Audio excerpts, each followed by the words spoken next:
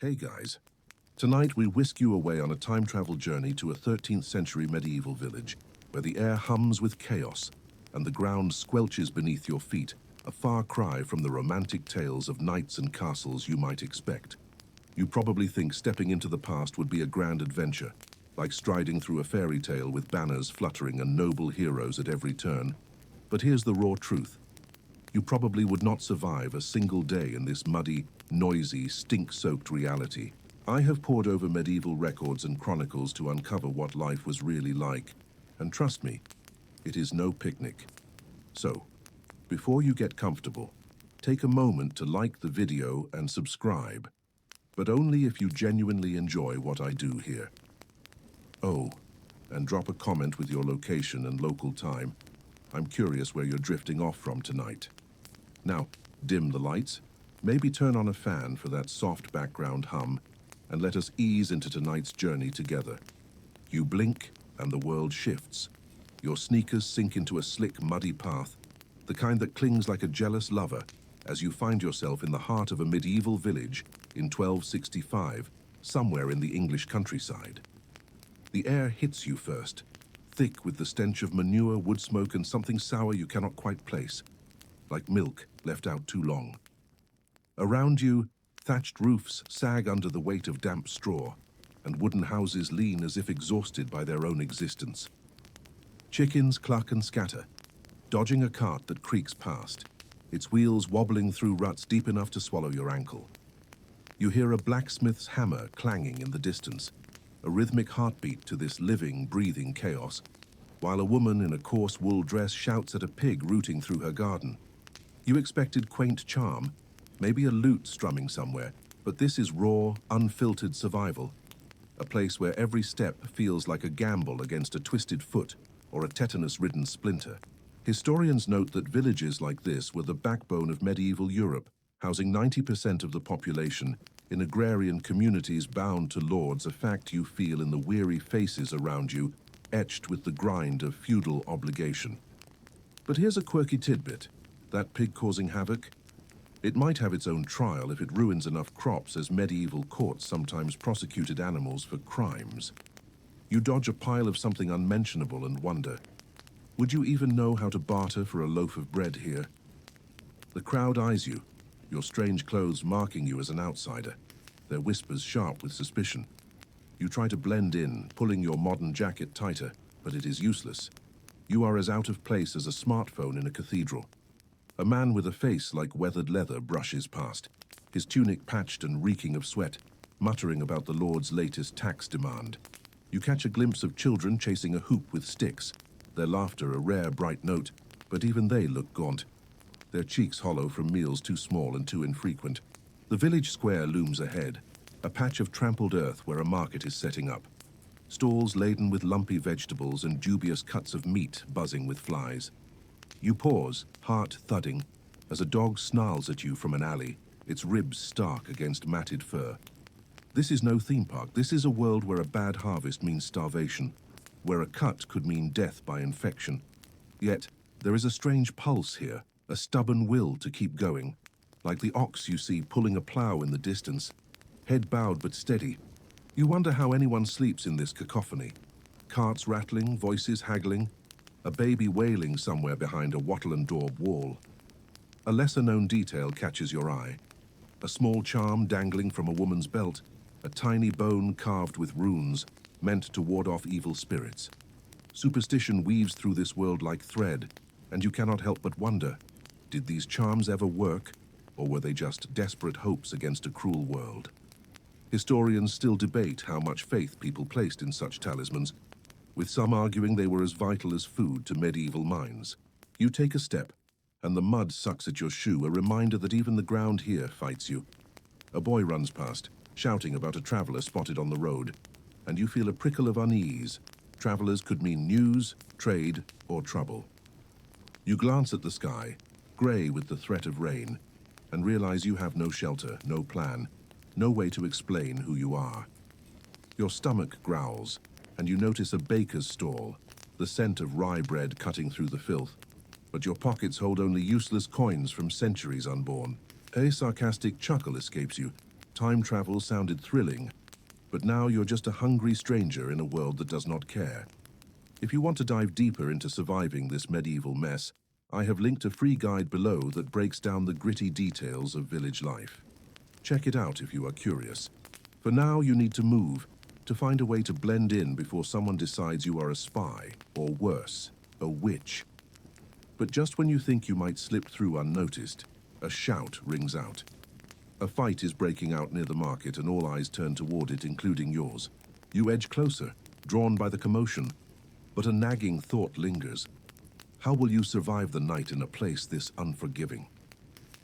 That question hangs as you step toward the square, where the real struggle of this village is about to unfold, and as the brawl in the square fizzles out with a few bruised egos and scattered onlookers, you feel the pull of the fields beyond the village edge, where the real rhythm of this medieval world beats on, drawing you into the endless toil that defines a peasant's existence. A far cry from the idle daydreams you might have harbored about simple country life. You stumble out of the mud-choked paths and onto the open strips of land, your legs already aching from that brief village trek. But now the sun climbs higher, casting a harsh light on the furrowed earth that stretches like a patchwork quilt sewn by giants, each strip belonging to a family bound by feudal ties to the local lord. You join a group of peasants bent over their work, their backs curved like question marks, and they hand you a crude wooden hoe without a word, expecting you to pitch in. Because in this era, idleness is a sin that invites suspicion, or worse, the bailiff's whip. The soil is heavy, clumped with clay that sticks to your tool, and your hands turning them into muddy mittens, and you realize quickly that this is no gentle gardening. This is survival warfare against weeds, rocks, and the whims of weather that could doom an entire harvest. You expected perhaps a bucolic scene of singing workers and bountiful crops, but the reality bites harder. Sweat stings your eyes, blisters form on your palms, and the air buzzes with flies drawn to the manure spread across the fields like a foul blanket. A well-known historical fact settles in your mind as you hack at the ground. The three-field system dominated medieval agriculture, where one field grew crops, another lay fallow to recover, and the third hosted legumes or grains, a rotation that boosted yields but demanded ceaseless labor from serfs who owed days of work to their lord each week.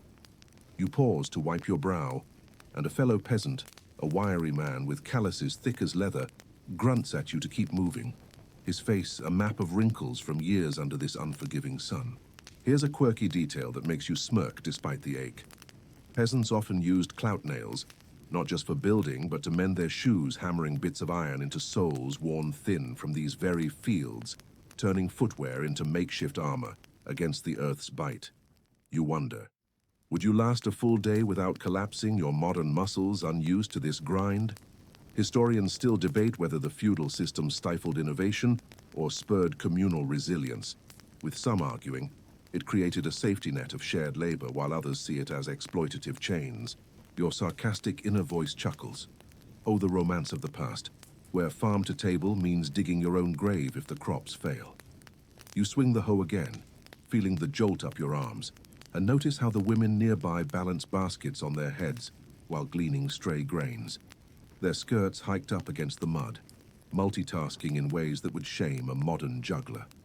The Lord's manor looms in the distance, a stone sentinel reminding you that every kernel you unearth contributes to his coffers first, your share a meager afterthought. And you think of how education here is apprenticeship in hardship, not books or schools. But just when the monotony threatens to numb you, a distant bell tolls from the village church, signaling a brief respite for midday prayer. Though you know it is more command than comfort, you straighten up, back protesting, and share a water skin with the group, the liquid warm and tasting of earth, a far cry from chilled bottles. This grind matters because it frames the entire medieval tapestry. Without these fields, no castles rise, no knights parade, yet the peasants remain invisible in the grand tales. If you are pondering how to escape this back-breaking loop in your own life, I have a free guide linked below on historical survival hacks that might inspire your next adventure. Grab it if history's grit fascinates you. For now, you trudge toward the shade of a lone tree, but the day is far from done. Harvesting tools glint nearby, promising more sweat before sunset. A light joke bubbles up. Time travel tip: pack ibuprofen, because Advil does not exist yet, and willow bark tea is a poor substitute. You laugh quietly, drawing odd looks, but it lightens the load as you resume, the soil yielding grudgingly to your efforts. Suddenly a shout echoes. A plough has struck a stone, halting the ox team, and you rush to help, muscles screaming, unaware that this communal pull foreshadows the intimate horrors awaiting in the hovels come nightfall.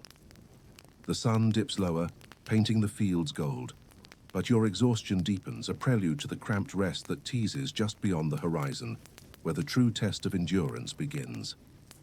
As the last rays of sunlight fade, leaving the fields behind in a golden haze that does nothing to soothe the throbbing ache in your arms, from a day spent battling the stubborn earth with a wooden hoe, you drag your mud-caked feet back toward the village, each step sinking into the squelching path, a grim reminder that the medieval rest awaiting you is not a fluffy mattress, but a gritty, smoke-filled fight for comfort in a peasant's hovel that will make you long for the open fields you just cursed.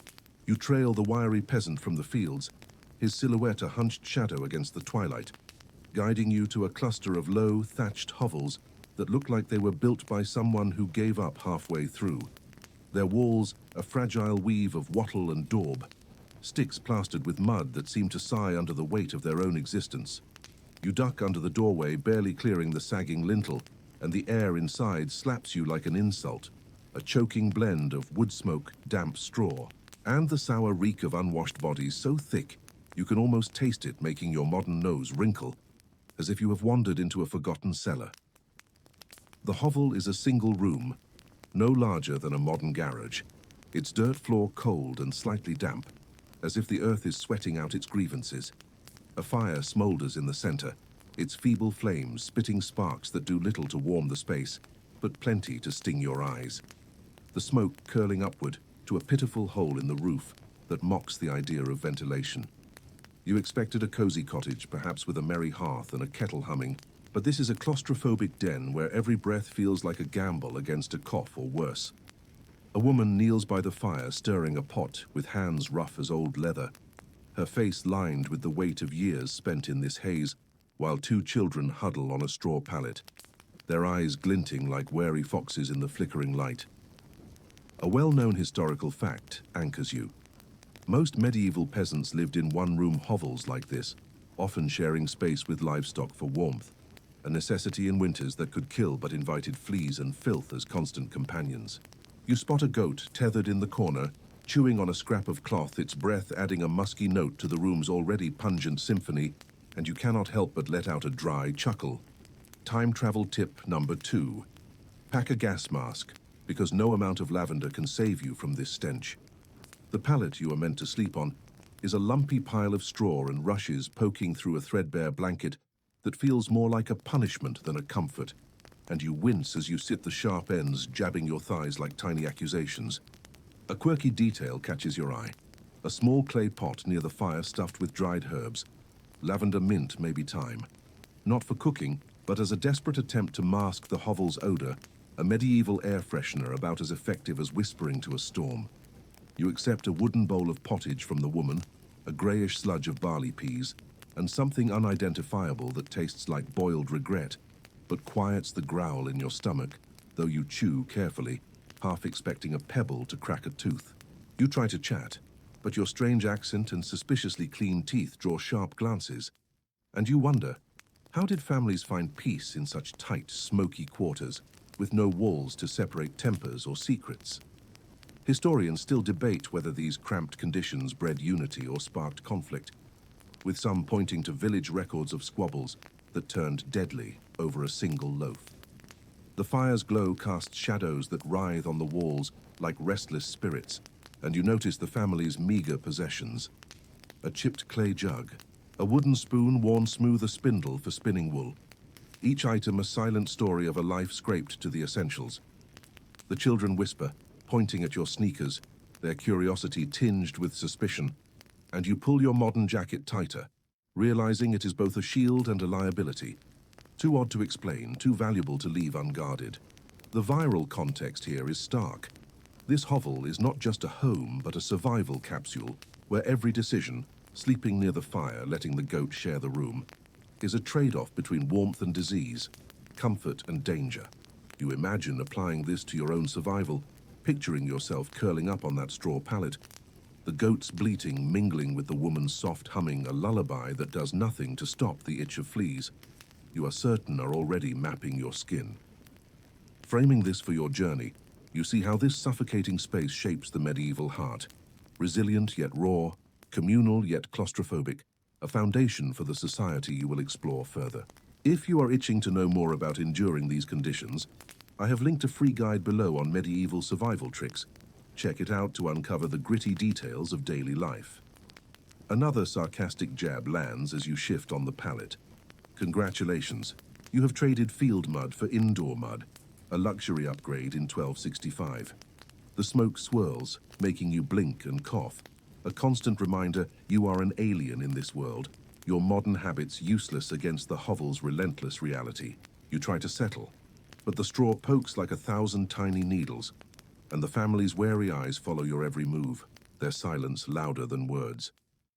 A sudden knock at the door freezes everyone, the woman's spoon pausing mid-stir, the children's whispers, halting, and you feel your pulse spike as a gruff voice outside demands entry, hinting at trouble that could shatter your fragile foothold in this unforgiving place. You clutch the blanket heart, hammering as the door creaks open, and the shadow of the village's next challenge looms, pulling you toward the chaotic market, where survival takes on a whole new meaning as the door swings shut behind the gruff-voiced stranger who turns out to be a neighbor borrowing a handful of dried beans. Leaving your heart still racing from the brief scare in the smoky hovel, you slip out into the dawn. The cool air a fleeting relief from the stifling straw and goat-scented nightmare, only to find yourself drawn toward the village square where the market pulses like a living beast, its chaos of shouts, smells, and shoving bodies promising a new kind of medieval trial that makes you wish you could trade this time travel adventure for a quiet coffee shop back home.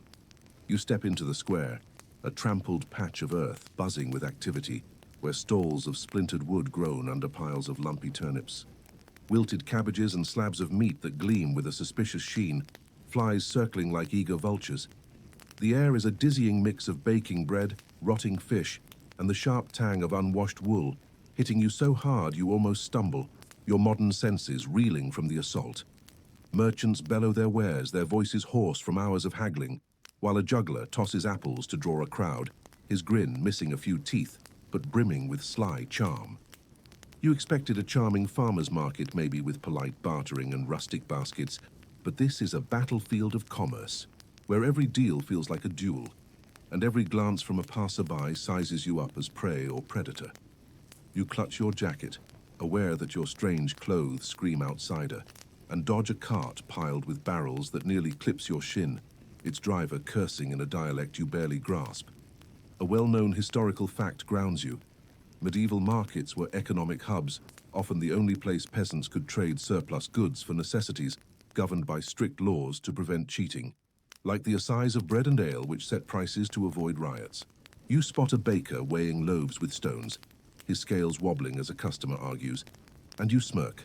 Time travel tip number 3. Bring your own scale, because trust here is as rare as a clean shirt. A quirky detail catches your eye.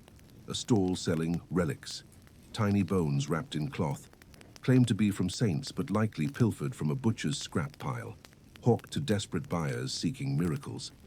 You wonder, how did people fall for such scams? Or were they just clinging to hope in a world that offered so little? Historians still debate whether these relic peddlers believed their own lies or were simply exploiting faith for profit, with some records showing pilgrims traveling miles for a shard of holy bone. You edge closer to a stall, eyeing a loaf of dark rye, its crust cracked like the earth you toiled yesterday.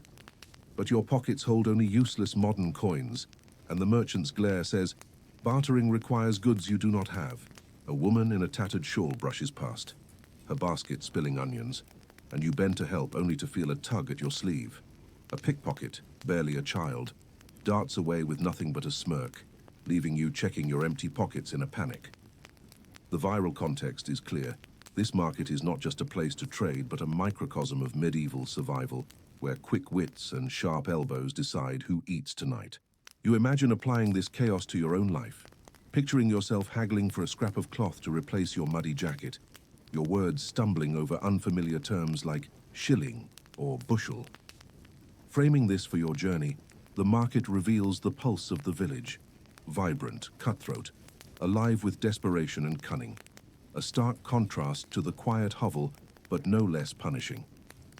If you are curious about navigating this medieval hustle, I have linked a free guide below on market survival tactics.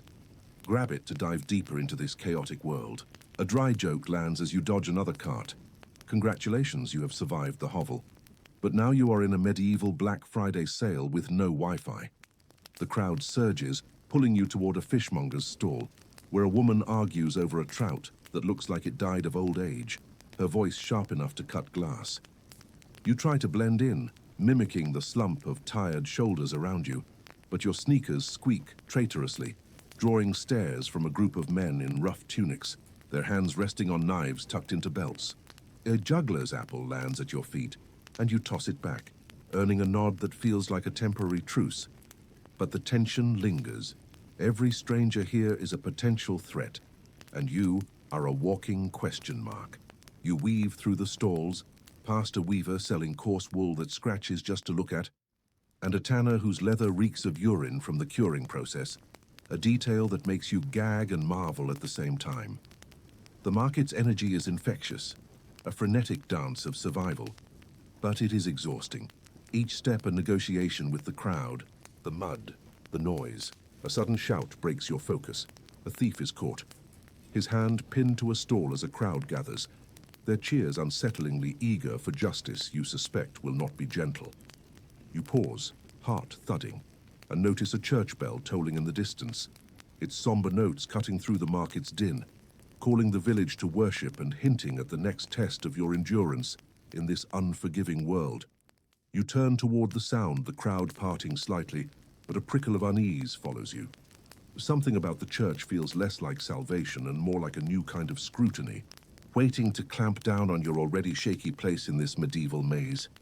As the church bell's somber toll fades, swallowed by the market's relentless clamor of haggling voices and creaking carts, you slip away from the square's chaos, your sneakers still squelching with mud from the fields and hovel, drawn now to a modest dwelling where the wiry peasant from yesterday gestures you inside, offering a seat at a rough-hewn table for a meal that promises to reveal the stark truth of medieval dining. A far cry from the lavish feasts you imagined, where nights toasted with goblets of wine, and more like a gritty test of your stomach, is resolve that makes you yearn for a microwave burrito back home. You step into the dim interior, the familiar sting of wood smoke greeting you like an old enemy, mingling with the faint aroma of boiled grains and something vaguely herbal, a scent that does little to mask the underlying whiff of damp wool and unwashed skin from the hovel's cramped confines. The table is a scarred slab of oak, wobbling on uneven legs, surrounded by a handful of stools that look like they might collapse under a strong sneeze, and you settle cautiously, your modern frame feeling oversized in this low, crowded space. The peasant's wife, her hands cracked from years of labor, sets a wooden bowl before you, filled with a steaming pottage that looks like a gray swamp, its surface dotted with bits of barley, peas, and what might be a shred of onion, though you are not betting on it. You expected a hearty medieval banquet, perhaps with roasted pheasant and golden loaves, but this is peasant fare. Subsistence food scraped from the land you toiled yesterday, designed to fill bellies, not delight palates. A well-known historical fact settles in. Medieval peasant diets relied heavily on pottage, a daily staple of grains and vegetables boiled into a mush with meat, a rare luxury for those bound to the Lord's fields, who might see a sliver of pork only on feast days. You dip a wooden spoon into the bowl, the texture gritty against your tongue, tasting of earth and faint salt, and you suppress a grimace. Time travel tip number 4. Pack hot sauce, because this pottage makes cardboard seem gourmet. A quirky detail catches your eye. A small loaf of maslin bread, a mix of rye and wheat, sits on the table, its crust so hard it could double as a weapon, and you notice the family breaks it with a knife, a ritual born of necessity, since teeth alone would not survive the challenge. You wonder, how did peasants endure this monotony, eating the same sludge day after day with no spices or variety to break the grind? Historians still debate whether such diets fueled resilience or sapped vitality, with some pointing to skeletal remains showing signs of malnutrition in rural villages. The peasant, his face still creased from the fields, tears off a chunk of bread and hands it to you, his nod a silent command to eat, while his wife ladles more pottage for the children, who slurp it down with a speed that speaks of hunger you can barely fathom. You try to mimic them, but the spoon feels awkward, its wood splintering slightly, and you realize table manners here are a luxury. Food is survival, not etiquette. The fire crackles nearby, casting a warm glow that contrasts with the chill seeping through the daub walls. And you notice a single rushlight, a reed dipped in tallow, flickering weakly, its greasy smell adding to the room's dense atmosphere. You chew slowly, each bite a reminder of the field's labor, the mud you scraped from your shoes, now a distant cousin to the grit in your mouth. The viral context is stark. This meal is not just sustenance, but a window into the medieval struggle, where every calorie was earned through sweat and owed to the Lord's tithe before feeding family. You imagine applying this to your own survival, picturing yourself scrounging for herbs to make this pottage palatable, your modern taste buds rebelling against the blandness, while your stomach grudgingly accepts the fuel. Framing this for your journey, the meal reveals the chasm between noble feasts and peasant reality, a divide that shapes the village's hierarchy and your precarious place in it. If you are wondering how to stomach this medieval diet, I have linked a free guide below on peasant cooking hacks. Check it out to uncover more about surviving on scraps. A dry joke lands as you swallow another spoonful. Congratulations. You have survived the market, but now you are eating something that makes instant ramen look like fine dining. The family eats in silence, their faces lit by the fire's glow, and you notice the children eyeing your bowl, perhaps hoping for leftovers. A reminder that scarcity rules this world. You offer a smile, but it feels out of place, your clean teeth a beacon of your foreignness, and you wonder how to connect in a place where trust is as scarce as sugar. A sudden clatter outside breaks the quiet, a neighbor's voice gossiping about a theft at the market, and the peasant's wife mutters about rising prices, her words laced with worry you feel in your bones. You push the bowl away, half finished, and the peasant grunts, pointing to a corner where you can rest. But the mention of the church bell earlier lingers, its call to worship now pulling you toward a new ordeal, where faith and fear collide in ways you cannot yet predict. As you push away the wooden bowl, the pottage's gritty aftertaste, lingering like a bad decision. You step out from the hovel's smoky embrace, the chill morning air biting your face as you follow the echo of the church bell from the market, its insistent clang pulling you toward the village's stone heart where faith holds sway, promising a moment of spiritual reprieve, but delivering a heavy dose of medieval control that makes you wish you could hit fast forward to a world with separation of church and state. You trudge through the muddy lanes, your sneakers now caked beyond recognition, joining a stream of villagers, men in patched tunics, women with shawls drawn tight, children clutching their mothers' skirts, all moving like a solemn tide toward the church, a squat stone building with a wooden cross atop its roof, its walls weathered by centuries of prayers and storms. You step inside, the air cooler but thick with the scent of damp stone, tallow candles, and the faint musk of crowded bodies, the dim light filtering through narrow windows, casting long shadows across the packed earth floor. You expected a serene sanctuary, perhaps, with soaring hymns and golden altars, but this is a fortress of faith, where every glance from the priest feels like a verdict, and the congregation's murmurs hum with a mix of devotion and dread. You find a spot near the back, your modern frame awkwardly squeezed between a burly farmer and a woman muttering prayers under her breath, her rosary beads clicking like a metronome. A well-known historical fact anchors you. The medieval church was the center of village life, not just for worship, but as a social and legal force collecting tithes, often 10% of a peasant's crops, and enforcing moral codes with the threat of excommunication or worse. You notice the priest at the altar, his robes frayed but commanding, his voice booming in Latin you cannot understand, yet the weight of his words presses on you like a physical force, making you shrink into your jacket. A quirky detail catches your eye. A small niche in the wall holds a pardoner's relic, a dubious scrap of cloth said to be from a saint's robe, sold to absolve sins for a coin or two, though you suspect it is just a rag from someone's laundry. You smirk. Time travel tip number 5. Bring a wallet, because salvation here comes with a price tag, and skepticism is not on the menu. You wonder, how did villagers balance genuine faith with the church's relentless demands, giving up precious grain while their children went hungry? Historians still debate whether the church's grip fostered unity or bred resentment, with some records showing peasants defying tithes in quiet rebellions. The priest's sermon drones on, warning of hellfire for sins you barely grasp. Coveting a neighbor's ox feels like a distant problem when you are just trying to survive the day. You shift on the hard bench, your back protesting from yesterday's fieldwork, and notice the congregation's faces, some rapt, others weary, all bound by a system that offers hope but demands obedience. The viral context is clear. This church is not just a place of worship, but a machine of control, shaping every aspect of medieval life from birth to death. Its rituals a lifeline and a leash. You imagine applying this to your survival, picturing yourself navigating the priest's scrutiny, your strange clothes and accent a potential sin in this rigid world, where being different could land you in a confessional or a dungeon. Framing this for your journey, the church reveals the medieval soul's tug-of-war between fear and faith, a tension that pulses through the village and your precarious place in it. If you are curious about dodging the church's watchful eye, I have linked a free guide below on medieval social survival. Check it out to uncover more about outsmarting this world. A dry joke lands as you stifle a yawn.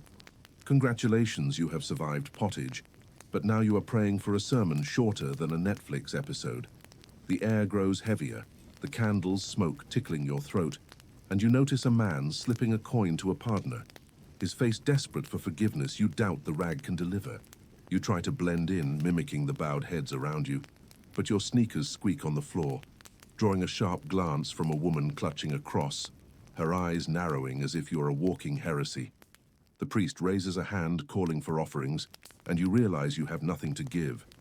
No crops, no coins, just a growing sense of unease as the congregation shuffles forward, their meager gifts piling up like tributes to a king. A sudden cough from a child breaks the rhythm, and whispers ripple through the crowd, hinting at sickness that could spell doom in this close-packed space. You pull your jacket tighter, the market's chaos now a distant memory, but the church's weight feels just as suffocating. Its rules a maze you are not sure you can navigate. As the service ends, you step outside, the bell tolling again, and hear talk of knights training nearby, their clashing swords a new kind of threat that pulls you toward the next chapter of this relentless medieval gauntlet. As you step out from the church's oppressive stone walls, the weight of the priest's gaze and the smoky haze of candles still clinging to your clothes, you catch the distant clang of metal on metal, a sharp, rhythmic sound that draws you away from the village square and toward an open field where knights are training, their gleaming armor and thundering strikes shattering the romantic tales of chivalry you once held dear, replacing them with a brutal reality that makes you wish you could swap this time travel quest for a cozy couch and a history documentary. You trudge across the muddy path, your sneakers, now a lost cause, their souls caked with the village's ever-present filth, and emerge at the edge of a grassy clearing where a dozen men in padded tunics and partial plate armor swing swords and maces with a ferocity that sends a shiver down your spine. The air carries the tang of sweat, leather, and freshly turned earth, kicked up by boots and hooves as a warhorse snorts nearby, its rider practicing thrusts with a lance that looks heavy enough to crush you. You expected noble knights jousting gracefully, their banners fluttering like in a storybook. But this is a gritty spectacle of violence, where every blow is a lesson in survival, and the men grimace with effort, their faces scarred or bruised from training that feels more like punishment. You stand at a safe distance, half hidden behind a gnarled oak, your modern jacket a glaring oddity among the villagers watching in awe, their whispers buzzing about the Lord's best fighter, a broad-shouldered man whose sword arcs with terrifying precision. A well-known historical fact grounds you. Knights were the medieval elite, trained from boyhood as squires in a grueling regimen of combat, horsemanship, and loyalty to their lord, often starting as young as 7 to become the feudal system's enforcers. You watch a younger squire, barely a teenager, stagger under the weight of a shield as his master barks orders. And you wince. Time travel tip number 6. Skip night school, because chivalry here means surviving a beating before breakfast. A quirky detail catches your eye. A knight's helmet lies discarded on the ground, its interior padded with straw and cloth. Not for comfort, but to cushion blows that could crack a skull, a makeshift solution that looks about as cozy as a rock pillow. You wonder, how did these men endure such relentless training, knowing one mistake in battle could mean death? Historians still debate whether knighthood was a path to glory or a brutal necessity, with some chronicles praising their honor while others detail desertions during campaigns. The viral context is stark. This training is not just about skill, but about forging a human weapon, where pain is the teacher and loyalty the price of survival in a world where lords demand blood for land. You imagine applying this to your own predicament, picturing yourself dodging a practice swing, your modern reflexes laughably slow against these battle-hardened men, your sneakers slipping in the grass as you try to keep up. Framing this for your journey, the Knight's Field reveals the medieval world's underbelly. Violence cloaked in honor, a system where even the heroes are bound by a brutal code that leaves no room for weakness, much like the church's grip you just escaped. If you are curious about surviving this warrior's world, I have linked a free guide below on medieval combat basics. Check it out to uncover the gritty truth behind the armor. A dry joke lands as you flinch at a squire's yelp. Congratulations. You survived the church, but now you are in a medieval CrossFit class with swords instead of kettlebells. The training intensifies, a knight landing a blow that sends his opponent sprawling, the crowd gasping while you clutch the tree. Heart pounding at the sheer force on display. A horse rears, its hooves churning the earth. And you notice a group of boys mimicking the knights with sticks. Their play a chilling preview of their future, where bruises are badges of progress. You try to blend in, pulling your jacket tighter, but a villager nudges you, asking if you are a lord's spy. His tone half joking but sharp enough to make you sweat. The knights pause, some gulping water from a skin, others adjusting straps on armor that clanks like a warning. And you realize their strength is the village's shield and its cage, enforcing the lord's will with every swing. A sudden shout breaks the rhythm. A squire has dropped his sword, earning a cuff from his master, and the crowd laughs.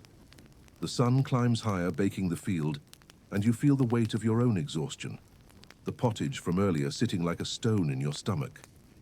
You glance toward the horizon, where a stone castle looms, its towers a silent promise of grandeur but also danger, pulling you toward the next chapter of this medieval ordeal, where the Lord Asworld awaits with its own set of rules and perils, as the knights of training fades into the clatter of swords and the grunt of exertion.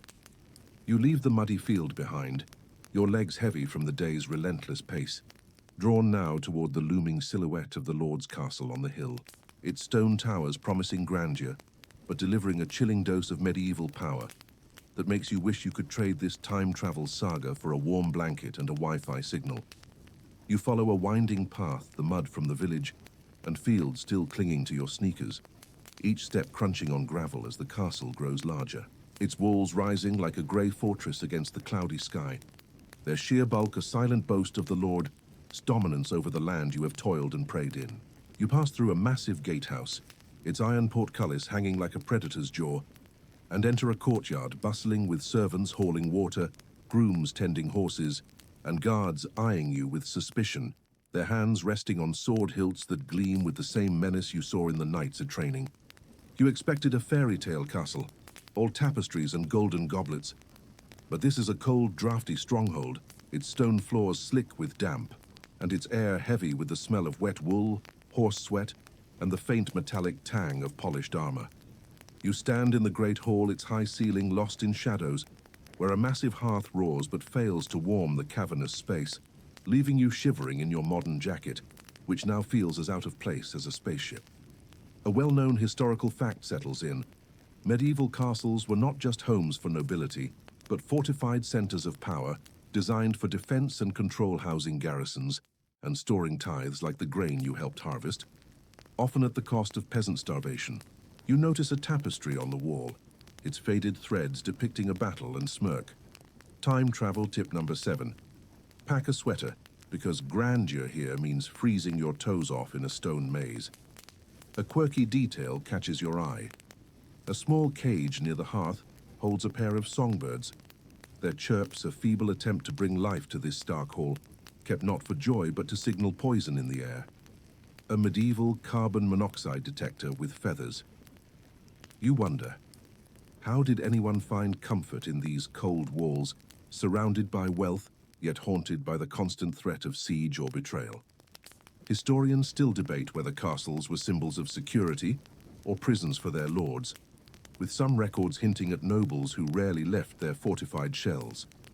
You move deeper into the hall, guided by a servant who mistakes you for a messenger, his curt nod urging you to keep up as he leads you past tables laden with leftovers from the Lord-yes meal.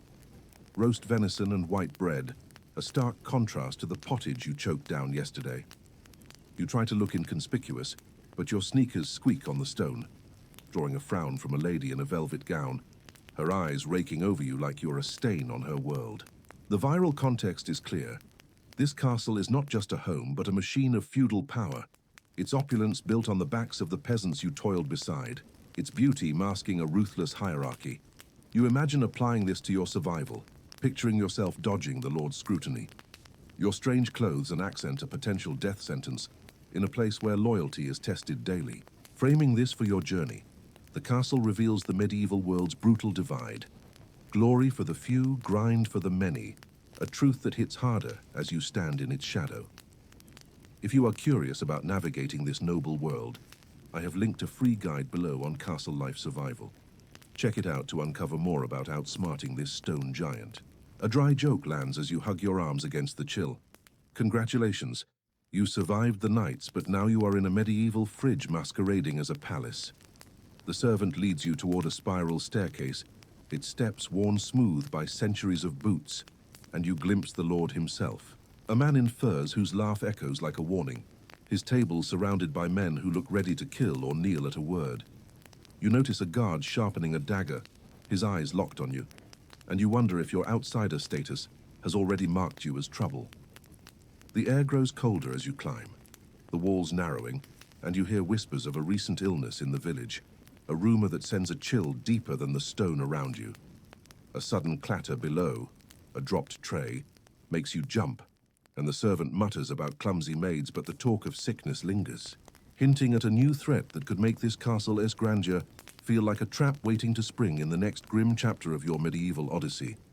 As you slip away from the castle's frigid stone halls, the echo of a dropped tray and hushed whispers of illness still clinging to your thoughts like the damp chill on your skin, you descend the muddy hill, your sneakers caked from the village's relentless filth, drawn back to the cluster of hovels by a rising murmur of fear that cuts through the morning air, pulling you into a grim encounter with medieval medicine, where the specter of plague looms larger than the castle itself, making you wish you could swap this time travel nightmare for a sterile clinic and a bottle of ibuprofen.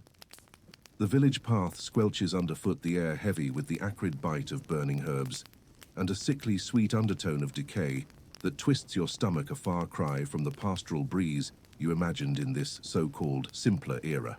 You reach a familiar hovel, its sagging thatch barely holding off the drizzle, where a crowd huddles outside, their faces pale with dread, muttering about a fever that has struck the family inside. The word plague, unspoken but heavy as the mud you wade through. You hesitate, your modern jacket drawing wary glances, but a woman with a shawl pulled tight mistakes you for a healer, her eyes wild with desperation, as she grips your arm, urging you toward the low door, her touch as insistent as the church bells that haunted you yesterday. You duck inside, the air a suffocating stew of sweat, vomit, and vinegar splashed on the walls. In a futile bid to cleanse the sickness, the dim flicker of a single rushlight casting eerie shadows across a straw pallet where a man lies, his face flushed and slick, his breath rattling like a broken gate in the wind. You expected wise healers with gentle hands, mixing herbs by candlelight in a scene of quiet hope. But this is chaos. A barber surgeon, his apron crusted with blood and grime, wields a rusty knife with the confidence of a man who has seen too many die to care, his hands trembling as he prepares to cure what he barely understands. A well-known historical fact grounds you. Medieval medicine was rooted in the theory of the four humours: blood, phlegm, yellow bile, and black bile, where illness was seen as an imbalance treated with bleeding, purging, or bizarre concoctions, often hastening death rather than preventing it. Oh, and you wince. Time travel tip number 8. Pack antibiotics, because a medieval cure is about as helpful as a paper towel in a monsoon. A quirky detail catches your eye. A small amulet tied to the sick man's wrist, a scrap of parchment scrawled with Latin prayers. You wonder, how did people cling to such flimsy hopes, pouring faith into parchment when death knocked daily? Historians still debate whether these remedies were genuine attempts at healing or desperate placebos, with some records showing villagers spending their last coins on talismans, while others sought forbidden herbalists in the woods. The man's wife hovers nearby, twisting a rag until it frays, her prayers a low drone that blends with the sobs of a child in the corner, clutching a wooden doll as if it could shield her from fear. Your modern mind screams of germs, hygiene, anything but this barbaric ritual. But you are powerless, your talk of bacteria as alien here as your mud-caked sneakers. The barber surgeon slaps a poultice of crushed garlic and nettles on the man's arm, its pungent smell making you gag, a futile gesture that feels like shouting at a hurricane to stop. The viral context is stark. This sick room is a battlefield where ignorance wages war against death every choice, bleeding, praying, or burning herbs, a gamble with no good odds, revealing a medieval fragility that makes the castle's stone walls seem like a hollow boast. You imagine applying this to your survival, picturing yourself fleeing this hovel, your modern immune system no match for the microbes thriving in this unwashed world, each breath a roll of the dice against an invisible enemy. Framing this for your journey, this scene strips away the last illusions of medieval romance, showing a society where a single fever could unravel a family or a village. Making the Lord's feasts you glimpsed seem like a cruel jest against this raw desperation. If you are curious about outsmarting these medieval plagues, I have linked a free guide below on surviving disease in the past. Check it out to uncover gritty tricks for staying alive. A dry joke lands as you step back from the pallet. Congratulations, you survived the castle's chill. But now you are in a medieval ER where the cure might kill you faster than the disease. The crowd outside grows louder, their whispers turning to shouts as another villager stumbles, clutching his chest. And you feel your pulse spike, the word plague now on everyone's lips, marking you as a potential carrier in their fearful eyes.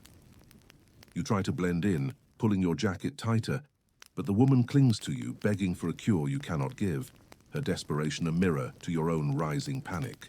The barber surgeon reaches for a jar of leeches, their slimy forms writhing like a living nightmare, and you shudder, the sight worse than the hovel's stench, which clings to you like a second skin.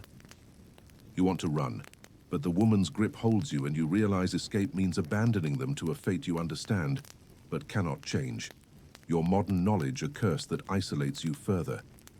The rushlight flickers, casting shadows that dance like specters on the daub walls, and you see the family's meager possessions, a chipped bowl, a worn spoon, a spindle, now useless against this invisible foe.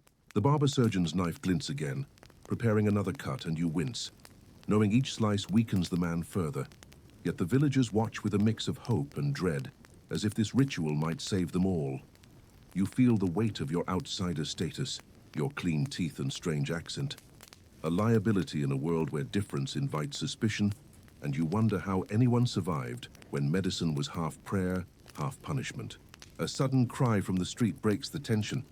A villager shouts about a thief caught in the market, and the crowd shifts, drawn to the promise of justice, a fleeting distraction from the fear that grips them like a vice. You seize the moment to slip away the woman's grip, loosening as she turns to the noise, and you step into the cold air, the hovel's stench still clinging to your clothes, your heart pounding as you realize the village's next ordeal, a public trial, awaits, promising a brutal display of justice that will test your already fraying courage in this unforgiving medieval world. As you stumble out of the hovel's suffocating air, the stench of vinegar and sickness still clinging to your jacket, like a grim souvenir, you follow the crowd's restless surge toward the village square, the shout about a thief caught in the market slicing through the plague's looming shadow, pulling you into a spectacle of medieval justice that promises to be as brutal as the fever you just witnessed, making you wish you could swap this time travel ordeal for a courtroom drama on TV with a comfy couch and a bag of popcorn. The square is a churning sea of bodies. The mud from your earlier market visit now churned to a slick paste underfoot, your sneakers barely gripping as you weave through villagers, their faces a mix of grim curiosity and righteous anger, their voices buzzing with tales of the thief's crime, a stolen sack of grain, a sin that feels trivial to your modern mind, but carries the weight of survival here. You reach the center, where a wooden platform stands, its planks stained with what you hope is just dirt, and a man in a tattered tunic kneels, his hands bound with coarse rope, his eyes darting like a trapped animal. As a bailiff in a leather jerkin looms over him, a whip coiled at his side like a sleeping snake. You expected justice to be a solemn affair, perhaps with wise judges and measured debates. But this is a raw public reckoning, where the crowd's cheers and jeers shape the verdict as much as the Lord's law, a far cry from the orderly trials you know.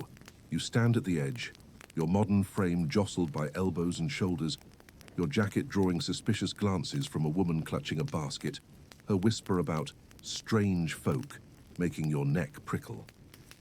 A well-known historical fact grounds you. Medieval justice was swift and harsh, with crimes like theft often punished by mutilation, flogging, or hanging, as villages relied on public displays to deter others in a world where survival hinged on shared resources. You watch the bailiff raise the whip, its crack echoing, as the thief flinches and you grimace. Time travel tip number 9. Keep your hands to yourself, because innocent until proven guilty is about as common here as a Wi-Fi signal. A quirky detail catches your eye. A small crowd bets on the punishment's severity, passing around a clay jug of ale, as if this were a grim carnival game, their laughter sharp against the thief's muffled pleas. You wonder, how did communities stomach such cruelty, cheering for blood while fearing the same fate themselves?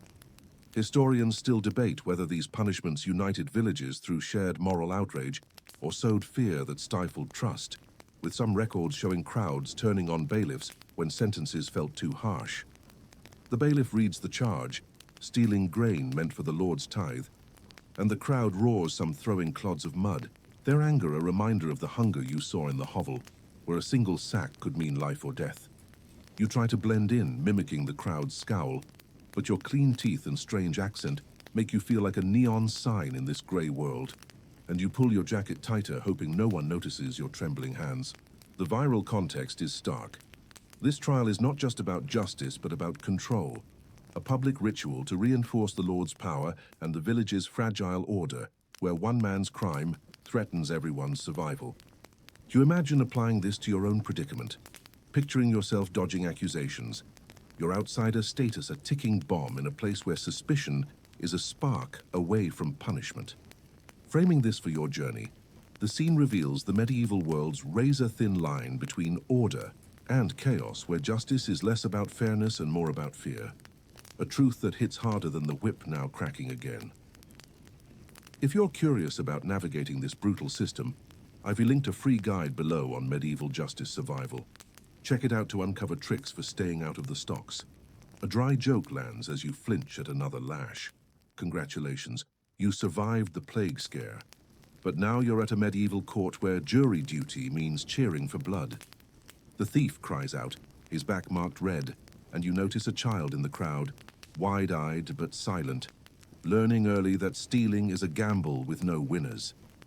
You feel the crowd's energy shift, some shouting for mercy, others for harsher punishment, and you realize this is theater, a grim play where everyone's a critic.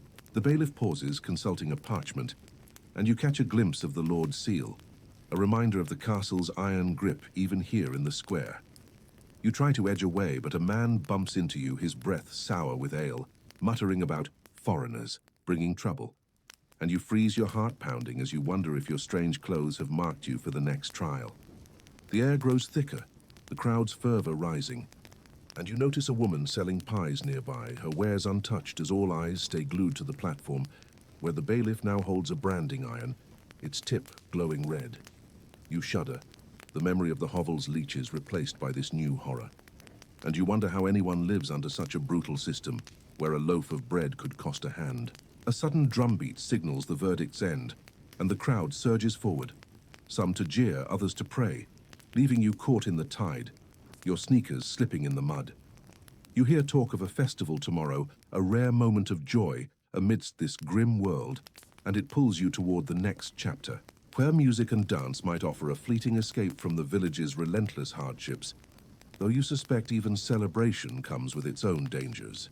As the crowd disperses from the square's brutal spectacle, the thief's cries fading into the mud-churned earth like a bad dream, you slip away from the platform's shadow, your heart still pounding from the whip's crack and the villagers' cheers, drawn now toward a distant sound of laughter and music that cuts through the lingering tension, pulling you into a raucous medieval festival where rare joys offer a fleeting escape from the daily grind, making you wish you could bottle this moment of respite in a world that rarely allows it.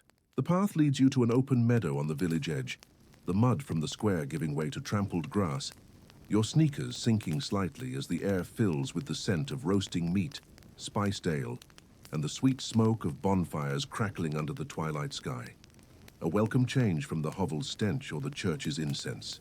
Banners of faded cloth flutter from poles, strung between trees, and tables groan under platters of pies, cheeses, and fruits, luxuries scavenged from the Lord's grudging allowance for this harvest feast. A celebration that feels like a breath of air after the suffocating justice you just witnessed. You expected a somber gathering, perhaps with hymns and quiet toasts, but this is a whirlwind of energy, where musicians strum lutes and beat drums, their rhythms pulling villagers into dances that kick up dust and laughter. Their faces flushed, not with fever, but with ale and release. You stand at the edge, your modern jacket a oddity among the wool tunics and skirts, but a smiling woman grabs your hand, pulling you into the circle, her grip firm as she spins you in a jig that leaves you breathless, your feet stumbling over steps that everyone else knows by heart. A well-known historical fact grounds you. Medieval festivals like Michaelmas or May Day were rare breaks from toil, sanctioned by the church and lord to boost morale and mark seasons, often including games, feasts, and mumming plays that mocked authority in ways that would be dangerous any other day. You watch a group of men in masks perform a skit poking fun at the Lord's tax collector, and you chuckle. Time travel. Tip number 10. Join the dance because in medieval times, festivals were the only therapy session without a priest's sermon.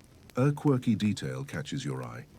A juggler tossing flaming torches, his face painted with soot to look like a demon, a nod to old pagan rites blended with Christian saints' days, entertaining the crowd while warding off evil in a wink to superstitions that linger despite the church-esque grip.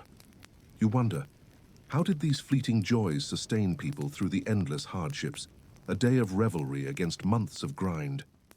Historians still debate whether festivals reinforced social bonds or sowed seeds of rebellion, with some chronicles noting uprisings that started as drunken festival brawls.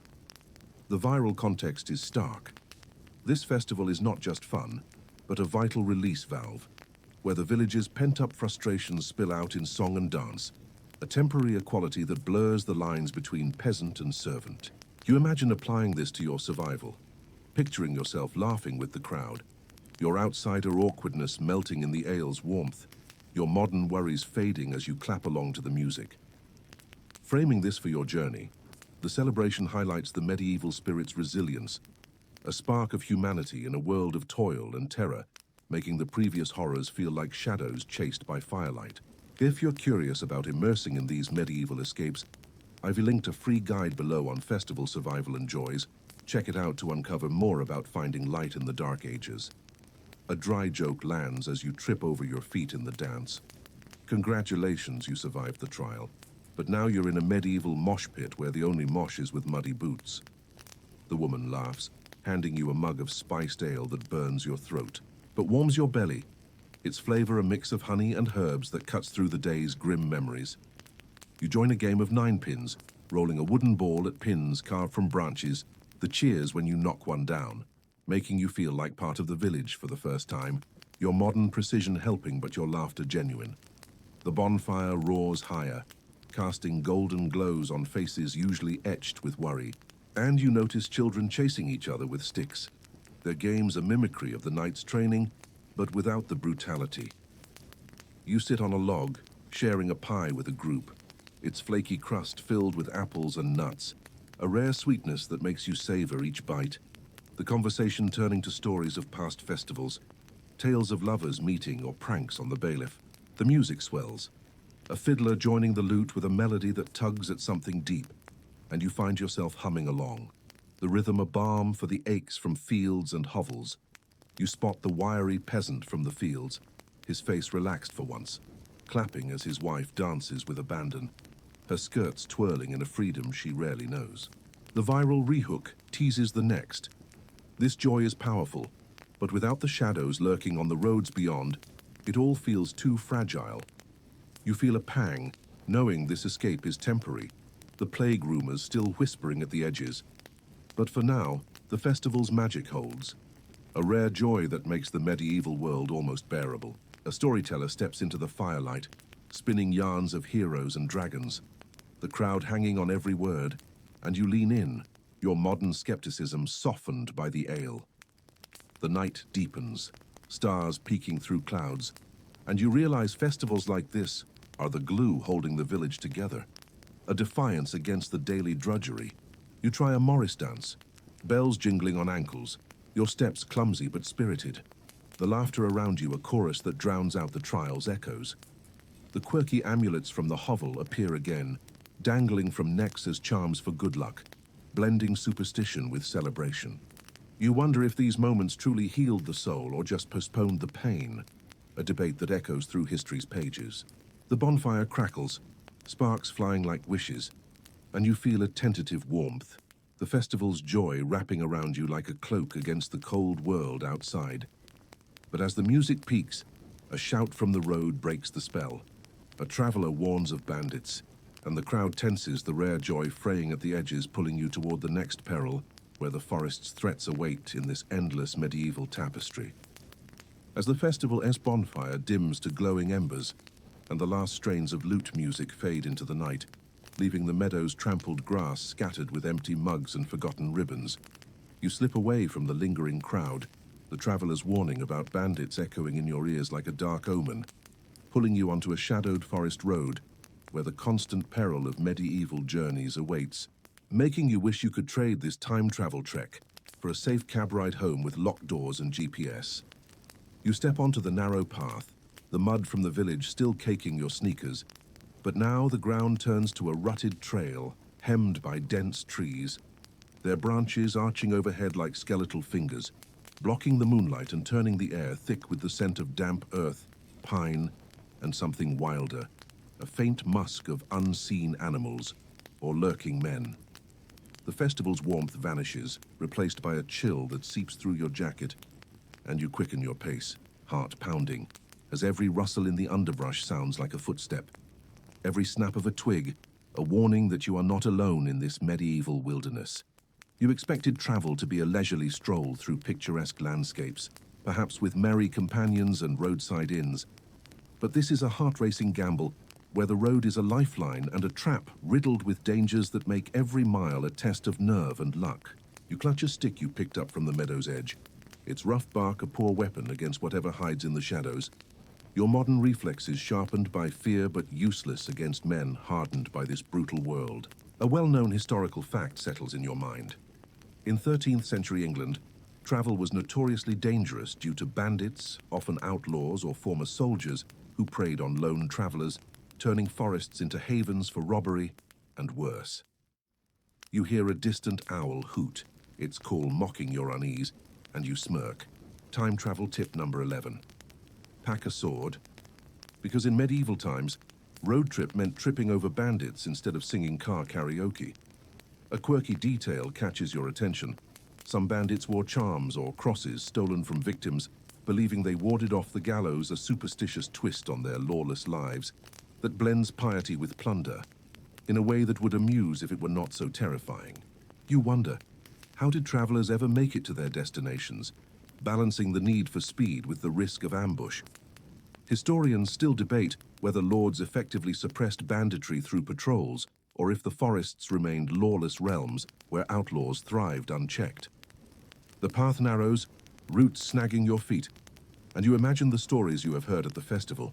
of merchants stripped bare, pilgrims left for dead, all victims of gangs that struck fast and vanished into the trees. The viral context is clear. This road is not just a path, but a gauntlet of survival, where every shadow could hide a threat, testing your wits in a world where safety is a luxury. You imagine applying this to your own escape, picturing yourself hiding behind a tree as voices approach, your breath held as you evade detection, your modern knowledge of self-defense clashing with the raw violence of this era. Framing this for your journey, the bandit threat reveals the medieval world's isolation, where travel connects villages, but exposes the fragility of life beyond the Lord's walls, a constant peril that makes the festival's joy feel like a distant dream. If you are curious about dodging these road hazards, I have linked a free guide below on medieval travel survival. Check it out to uncover more about navigating this dangerous path. A dry joke lands as you trip over a root. Congratulations, you survived the festival ale, but now you're in a medieval horror movie where the villains do not need masks. The trees close in, their leaves whispering secrets, and you spot a faint glow ahead. A campfire, perhaps bandits or fellow travelers, the uncertainty knotting your gut as you debate approaching or detouring into the darker woods. You choose caution, veering off the path, thorns scraping your arms as you push through brambles, your breath coming in short gasps, the festival's laughter now a mocking memory. You recall the peasants' tales of Robin Hood-like figures, romanticized outlaws who robbed the rich, but here the reality bites harder. Desperate men driven to banditry by famine or war, their attacks swift and merciless. The moon peeks through, casting silvery patches that guide you, but a sudden crackle nearby freezes you, heart hammering as you crouch behind a bush, peering through leaves at shadowy figures on the road, their low voices carrying threats of ambush.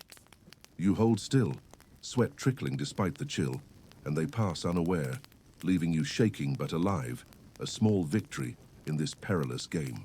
The path re-emerges, wider now, but the fear lingers. Every owl call or wind gust a potential alarm, and you wonder how merchants guarded their wares with armed escorts, a luxury you lack as a lone time traveler. The quirky charms come to mind again, and you pat your pocket for a festival ribbon. Tying it around your wrist as a makeshift talisman, a sarcastic nod to the era's superstitions that makes you chuckle quietly. The debate echoes. Did Lord's patrols tame the roads, or were forests eternal refuges for the lawless? You push on, the path climbing slightly, your legs aching from the day's dances, and now this tense march, the air growing colder as midnight approaches. A stream babbles nearby, and you kneel to drink, the water cool but risky in this unclean world, your reflection rippling with worry lines you did not have before. You rise, spotting a milestone etched with crude marks, a sign of progress but also a bandit lure, and you hurry past, imagining tales of waylaid pilgrims whose bones litter the ditches.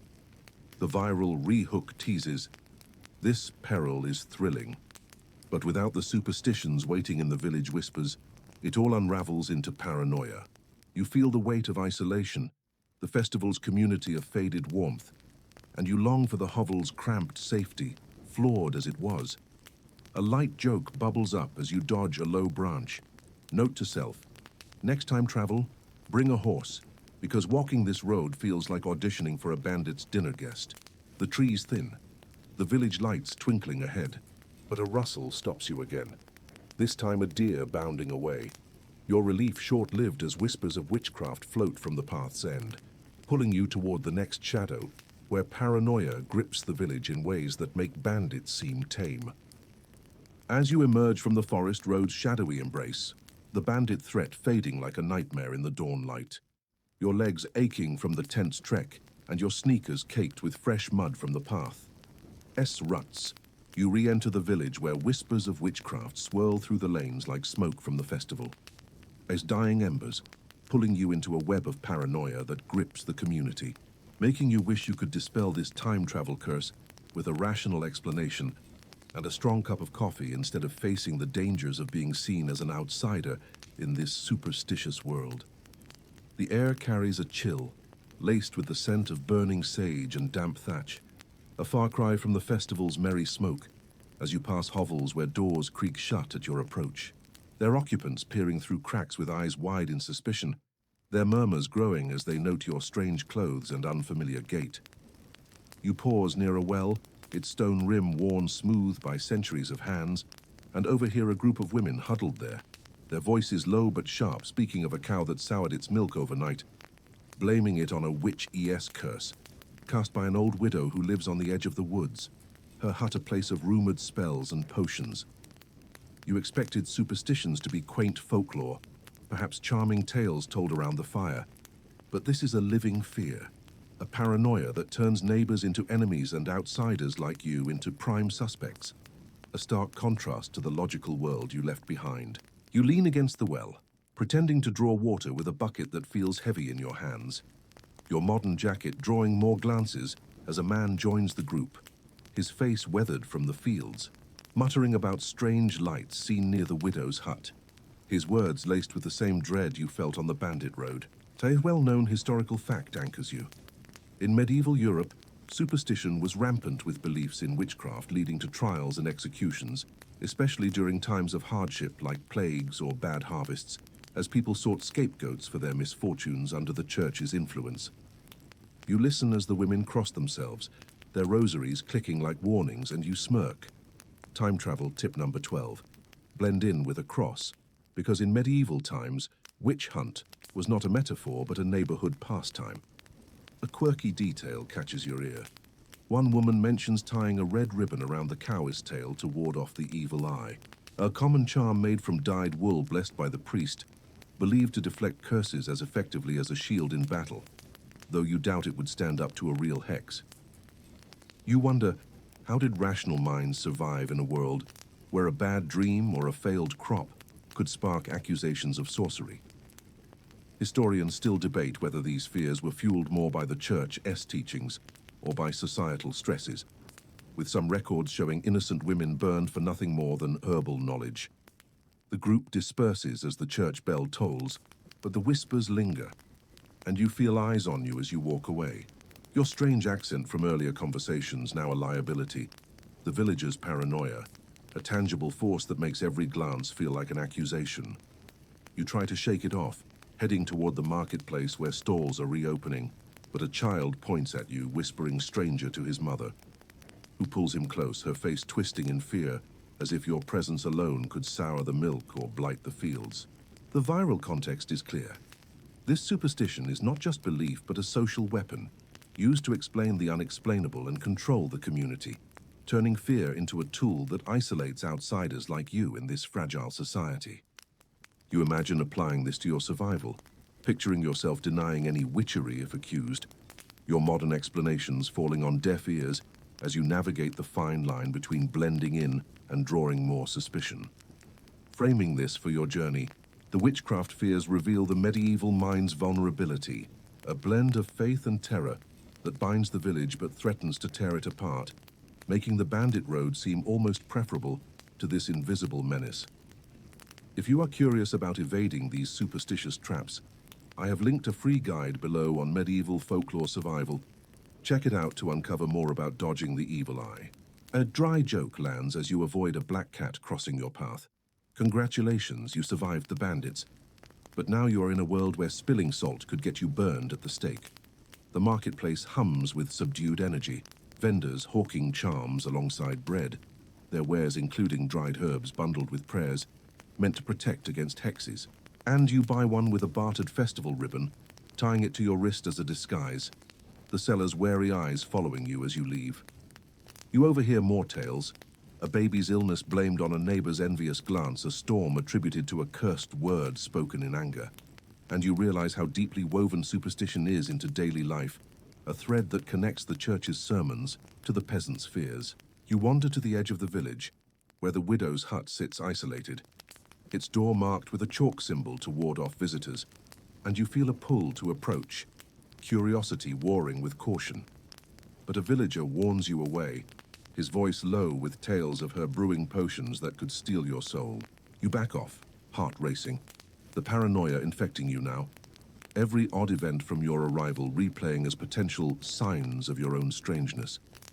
The quirky ribbons and amulets appear everywhere, dangling from doors and necks, a colorful defense against an invisible enemy, and you touch yours. sarcastic amusement mixing with genuine unease. The debate lingers. Did the church encourage these fears to maintain control, or did they arise from the hardships of life? You head back to the hovel, the whispers following like ghosts, and you wonder if your time travel has marked you as the very outsider they fear. The air grows colder, a wind whipping through the lanes, and you hear talk of an approaching winter. Its unforgiving chill a new threat that pulls you toward the next chapter, where the season S-bite will test the village's resilience in ways that make witchcraft seem tame. As the whispers of witchcraft fade into the village lanes like ghosts retreating at dawn, leaving you with a lingering prickle of suspicion from the villagers' wary glances, you trudge back to the hovel, the air growing sharper with each step, the wind howling through the thatch as winter's first bite descends upon the medieval world, pulling you into an unforgiving season where the struggle to stay warm reveals the true fragility of life without modern comforts, making you wish you could fast forward this time travel ordeal to a heated room with blankets and hot chocolate. The sky darkens early, a grey blanket smothering the sun, and snow begins to fall in lazy flurries that quickly turn the mud paths into slippery traps, your sneakers offering no traction as you slide toward the hovel door, the cold seeping through your jacket like icy fingers gripping your bones. You push inside, the familiar smoke from the central fire stinging your eyes, but its heat is meager, barely pushing back the draft that whistles through cracks in the door walls. The family huddling closer together on the straw pallet, their breaths visible in the dim light like fragile ghosts. You expected winter to be a cozy time of hearthside stories and mulled wine, perhaps with snow blanketing the landscape in peaceful white. But this is a relentless assault, where the cold kills as surely as plague or bandits, turning every day into a battle for warmth in a world that offers no mercy. You join the family by the fire, rubbing your hands near the flames, the wood crackling but burning too fast, the supply rationed from the Lord's forest where poaching a branch could mean the stocks or worse. A well-known historical fact settles in. Medieval winters were brutal, with temperatures dropping to freezing, leading to high mortality from hypothermia and starvation, as peasants relied on stored crops that often ran short, forcing them to eat bark or worse in lean years. You watch the wife add a handful of peat to the fire, its smoldering glow barely warming the room, and you smirk. Time travel tip number 13. Pack a parka, because medieval winter makes your freezer seem like a sauna. A quirky detail catches your eye. A small bundle of dried holly hung above the door. Not for Christmas cheer, but to ward off evil spirits that supposedly thrive in the cold, its prickly leaves, a symbol of protection in a season when death knocks often. You wonder, how did people endure months of this darkness with short days and long nights, amplifying fears of the supernatural? Historians still debate whether winter hardships spurred innovation like better storage or deepened reliance on community, with some records showing villages sharing fires to survive. The cold deepens, frost rimming the edges of the pallet, and you pull a thin blanket closer, its wool scratchy but essential. The goat in the corner pressing against you for shared warmth, its breath a foggy cloud in the air.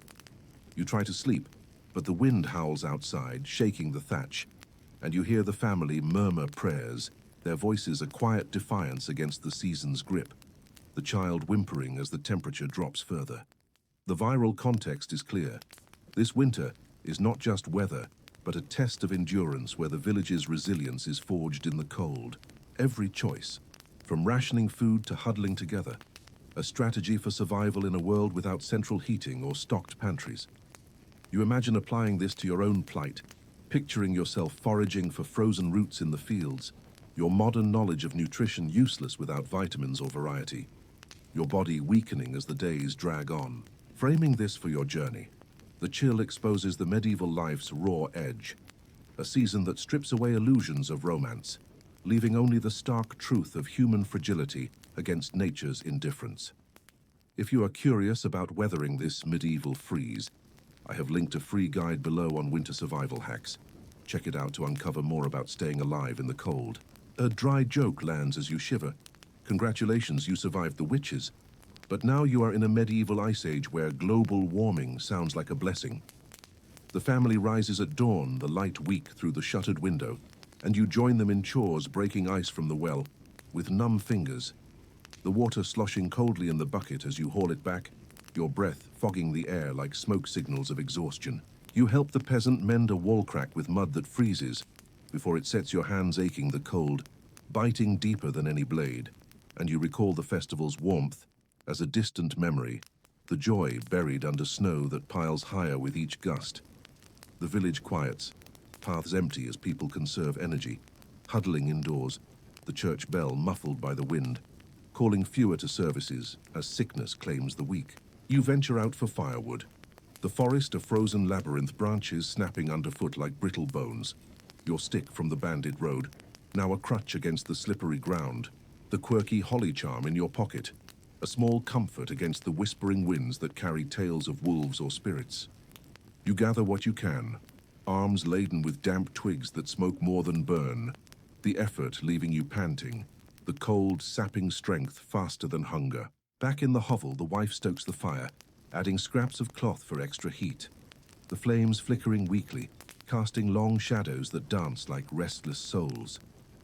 You share a thin pottage, its warmth fleeting in the bowl, the barley meager as stores dwindle. The family's faces gaunt, eyes hollow from the season's toll. You lie on the pallet, the straw cold beneath you, the goat's body heat a reluctant ally, and you ponder the historian's debate. Did winter build communal bonds through shared suffering, or did it fracture them with desperation?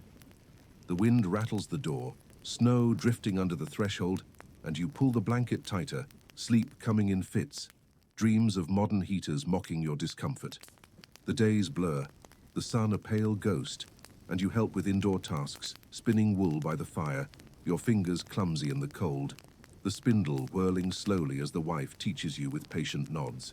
You hear of deaths in neighboring hovels, the old and young succumbing first, the village shrinking under winter's siege, the church burying bodies in frozen ground that resists the shovel. You risk a trip to the market, the stalls sparse traders bundled in furs, haggling over salted fish or dried beans. Their prices steep as scarcity bites your bartered charm, fetching little the cold wind, whipping snow into your face like needles. You hurry back, the path treacherous, slipping once and bruising your knee. The pain a sharp reminder of vulnerability without medical aid. The hovel welcomes you with its smoky warmth, the family sharing tales to pass the time, stories of past winters survived by luck or faith, their voices a cozy thread in the chill. You contribute a modern myth, disguised as a distant land's legend, the quirk of holly sparking a discussion on charms, the debate alive. Did they work, or was survival sheer will?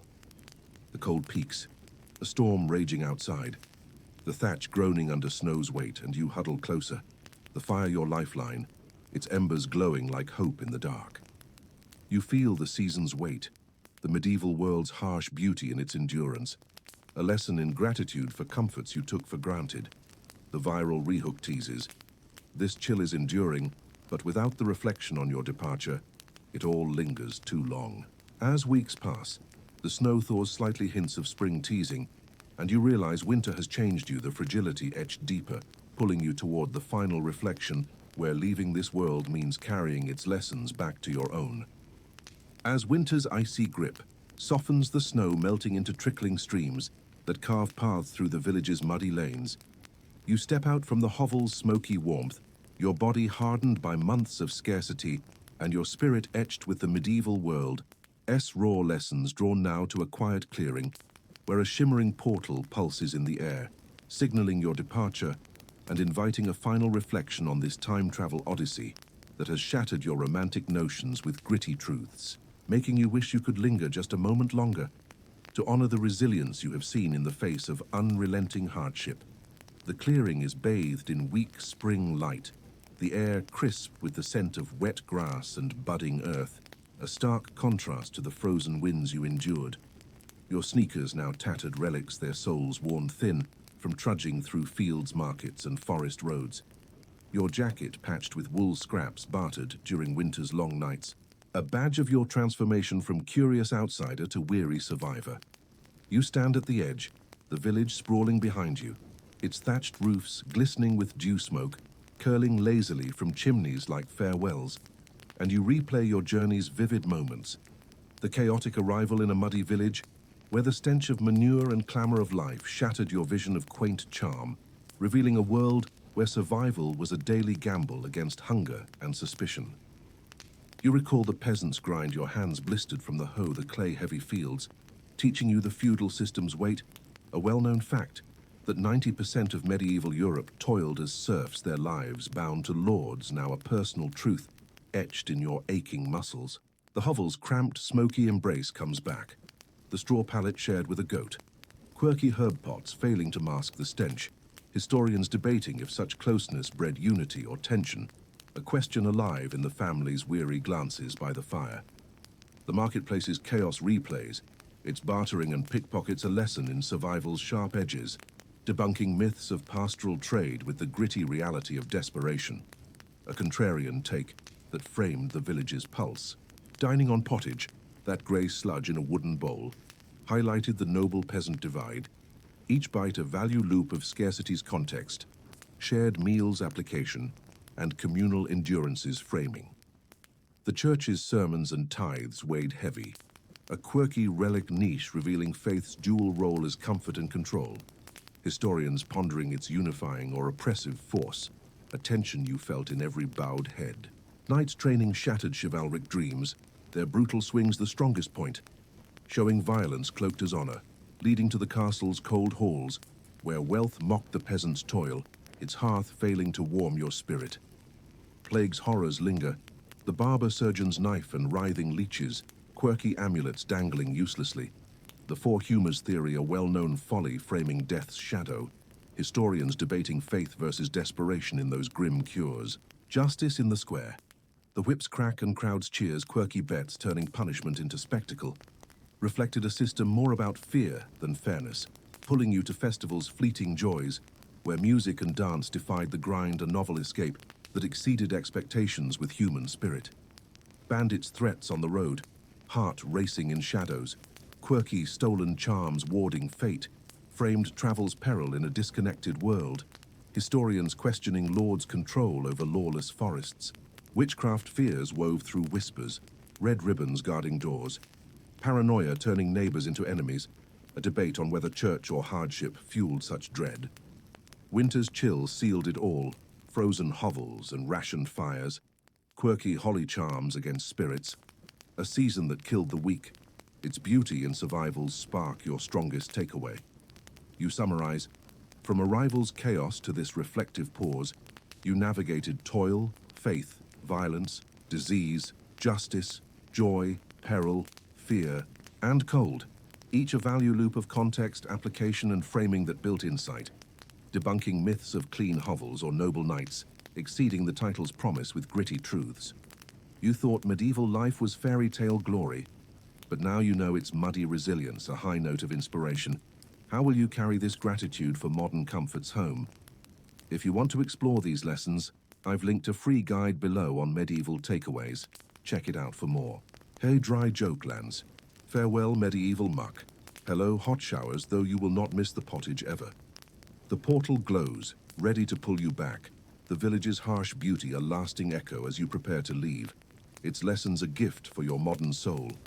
The shimmer of the portal grows brighter, its soft hum wrapping around you like a lullaby, pulling you gently from the medieval world's harsh edges, and you feel your body lighten, the weight of mud, cold, and toil dissolving like snow in the spring thaw, each breath slowing to a gentle rhythm in and out, as if the wind itself is guiding you home, whispering peace through the pines that once hid bandits.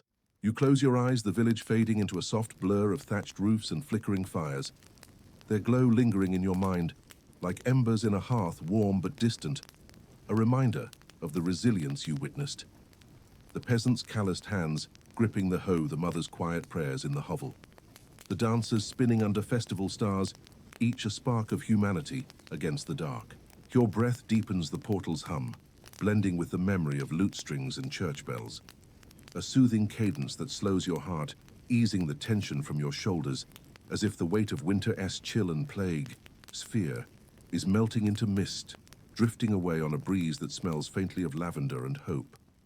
You imagine sinking into a soft bed far from straw pallets and goats, the modern world's comforts. Warm blankets, clean water, a heater's hum, waiting like old friends, their absence in the medieval world. Now a lesson in gratitude that settles deep in your chest each inhale, drawing in calm each exhale, releasing the echo of muddy paths and smoky air. The portal's light pulses, a gentle wave that cradles you, its warmth spreading through your limbs, loosening the knots from days spent toiling, dodging suspicion, and shivering in the cold, your body relaxing as if floating on a quiet river, the current carrying you toward rest. You picture the villagers' faces, weathered but enduring, their stories woven into your own, a tapestry of survival that softens your thoughts, the debates of historians. Did winter unite or break them? Did faith save or bind? Fading into a gentle hum, like a fan spinning in a darkened room, its steady drone a backdrop to your drifting mind. The portal's glow wraps tighter a cocoon of light that feels like a warm embrace, the medieval world's hardships, now distant stars, twinkling in a vast sky. Their lessons clear, life's fragility, the strength in community, the stubborn will to keep going. Your eyelids grow heavy, the shimmer blending with dreams of open fields and modern lights, the contrast soothing a reminder that you have carried something precious back, a deeper appreciation for the small things like a hot meal or a safe bed that anchor your world. You let go, the portal's hum fading to a whisper, the village's mud and firelight dissolving into a soft haze, your breath slow and even, each inhale pulling you closer to sleep, each exhale a gentle release of the past, your body sinking deeper into calm. The medieval journey now a quiet memory, a gift that lulls you into peace, ready for dreams as sweet as the spring that followed winter's end.